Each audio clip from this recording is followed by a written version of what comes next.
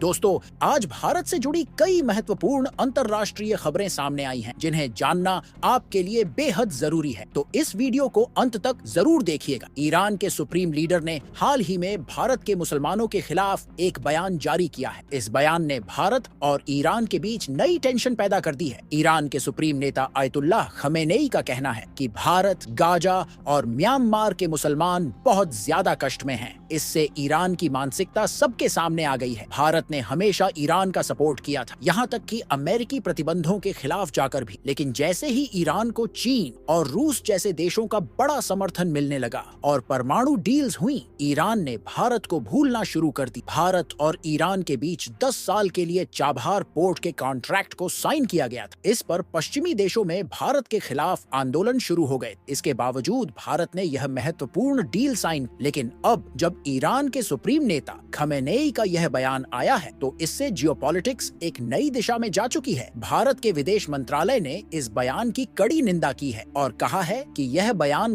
गलत जानकारी पर आधारित है। भारत ने कहा है कि आप हमारे देश में आकर इन चीजों को देख सकते हैं कि हम अपने अल्पसंख्यकों को कैसे ट्रीट करते हैं। ईरान के इस बयान ने दोनों देशों के बीच संबंधों को और ज्यादा खराब कर दिया है। क्या आप इस पर क्या सोचते हैं? हमें कमेंट्स में जरूर बताइएगा। चीन और पाकिस्तान ने सेंट्रल एशिया में तुर्कमेनिस्तान के साथ मिलकर कुछ महत्वपूर्ण एग्रीमेंट साइन किए हैं। तुर्कमेनिस्तान में प्रोडक्शन होने वाले ऑयल, गैस और अन्य मैन्युफैक्चरिंग प्रोडक्ट्स को अब पाकिस्तान के ग्वादर पोर्ट के माध्यम से इंपोर्ट और एक्सपोर्ट किया जाएगा। चीन ने ग्वादर पोर्ट में बहुत ज्यादा पैसा लगाया है। जब भारत और ईरान चाबहार पोर्ट के कॉन्ट्रैक्ट को आगे बढ़ाते हैं, तो चीन की चिंताएं बढ़ जाती। ग्वादर पोर्ट के माध्यम से चीन सेंट्रल एशिया और मिडिल ईस्ट तक कनेक्टिविटी बनाएगा। इससे चीन का ट्रांसपोर्टेशन टाइम बचेगा और उसे ज्यादा बेनिफिट मिलेगा। बलूचिस्तान के एंगल पर चीन हमेशा पाकिस्तान के सपोर्ट में खड़ा रहता है। बांग्लादेश में पॉलिटिकल क्राइसिस की वजह से वहां की टेक्सटाइल इंडस्ट्री डिक्लाइन फेज में जा रही है। 40 से 45 दिनों के भीतर बांग्लादेश में 700 से 1200 टेक्सटाइल फैक्ट्रियां बंद हो चुकी हैं। इससे भारत को डायरेक्ट बेनिफिट मिल रहा है। बांग्लादेश की टेक्सटाइल कंपनियां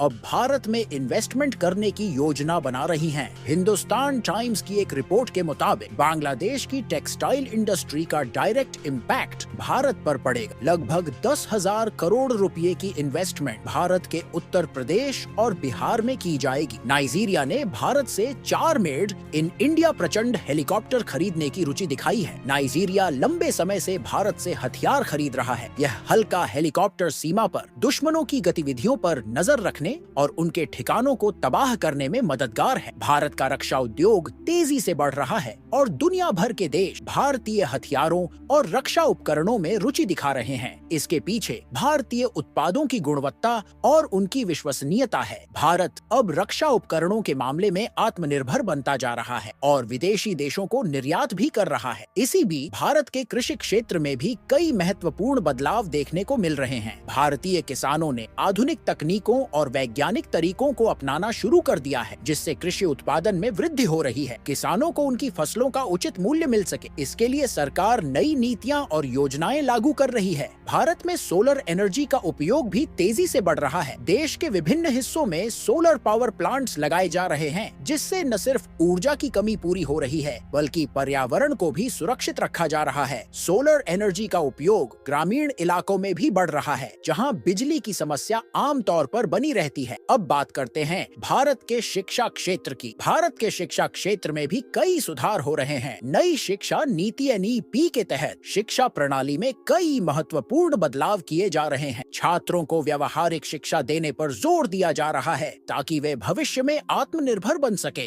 इसके अलावा डिजिटल शिक्षा को भी बढ़ावा दिया जा रहा है, जिससे दूरस्थ इलाकों में रहने वाले छात्र भी गुणवत्तापूर्ण शिक्षा प्राप्त कर सके। भारत का स्वास्थ्य क्षेत्र भी तेजी से प्रगति कर रहा है। सरकार ने स्वास्थ्य सेवाओं को सुधारने के लिए कई योजनाएं शुरू की। आयुष्मान भारत योजना के तहत गरीब और जरूरतमंद लोगों को मुफ्त में चिकित्सा सुविधाएं मिल रही हैं। इसके अलावा टीकाकरण अभियान भी सफलतापूर्वक चलाए जा रहे हैं, जिससे देश में विभिन्न बीमारियों को नियंत्रित किया जा सके। वहीं भारत का पर्यटन क्षेत्र भी तेजी से विकसित हो रहा है। भारत में विभिन्न प्रकार के पर्यटन स्थलों की भरमार है, जहां देशी और विदेशी पर्यटक बड़ी संख्या में आते हैं। सरकार पर्यटन को बढ़ावा देने के लिए नई योजनाएं और इंफ्रास्ट्रक्चर इंफ्रास्ट्रक्चर विकास कर रही है। इससे न सिर्फ देश की अर्थव्यवस्था को बढ़ावा मिलेगा, बल्कि स्थानीय लोगों को रोजगार के अवसर भी मिलेंगे। भारत की टेक्नोलॉजी इंडस्ट्री भी तेजी से उभर रही है। भारतीय IT कंपनियां विश्व भर में अपनी पहचान बना रही हैं। भारतीय टेक्नोलॉजी स्टार्टअप्स भी ग्लोबल मार्केट में अपनी जगह बना रहे हैं। इसके अलावा सरकार भी विभिन्न योजनाओं के माध्यम से स्टार्टअप्स को समर्थन प्रदान कर रही है, जिससे नई उद्यमियों को प्रोत्साहन मिल रहा है। इसी बीच भारत का फिल्म और मनोरंजन उद्योग भी तेजी से बढ़ रहा है। भारतीय फिल्मों को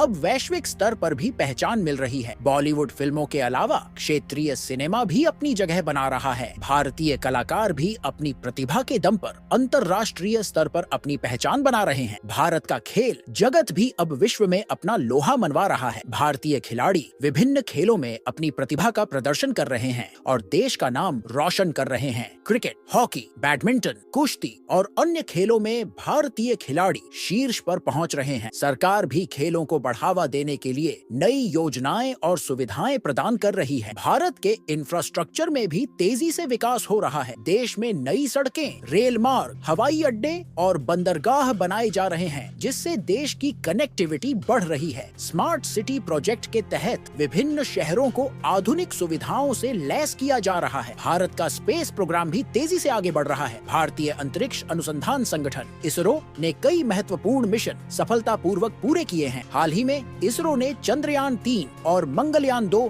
जैसे मिशन लॉन्च किए हैं, जिनसे भारत का स्पेस प्रोग्राम नई ऊंचाइयों पर पहुंच रहा है। भारत की अर्थव्यवस्था भी धीरे धीरे सुधर रही है। सरकार ने विभिन्न आर्थिक सुधारों को लागू किया है, जिससे देश की GDP में वृद्धि हो रही है। इसके अलावा विदेशी निवेश भी देश में बढ़ रहा है, जिससे रोजगार के नए अवसर पैदा हो रहे हैं। अब बात करते हैं पर्यावरण की। भारत में पर्यावरण संरक्षण के लिए कई कदम उठाए जा रहे हैं। वन और वन्य जीव संरक्षण के लिए नई नीतियां बनाई जा रही हैं। इसके अलावा प्लास्टिक के उपयोग को कम करने और पुनः चक्रण को बढ़ावा देने के लिए विभिन्न योजनाएं लागू की जा रही हैं। भारत में महिला सशक्तिकरण के लिए भी कई कदम उठाए जा रहे हैं। महिलाओं को शिक्षा और रोजगार के क्षेत्र में समान अवसर प्रदान किए जा रहे हैं। इसके अलावा महिलाओं की सुरक्षा के लिए भी कई कानून और नीतियां बनाई गई। भारत का समाज भी तेजी से बदल रहा है। लोग अब सामाजिक बुराइयों के खिलाफ जागरूक हो रहे हैं और एक बेहतर समाज की दिशा में कदम बढ़ा रहे हैं। शिक्षा, स्वास्थ्य और आर्थिक सुधारों के माध्यम से समाज में सकारात्मक बदलाव आ रहा है। दोस्तों,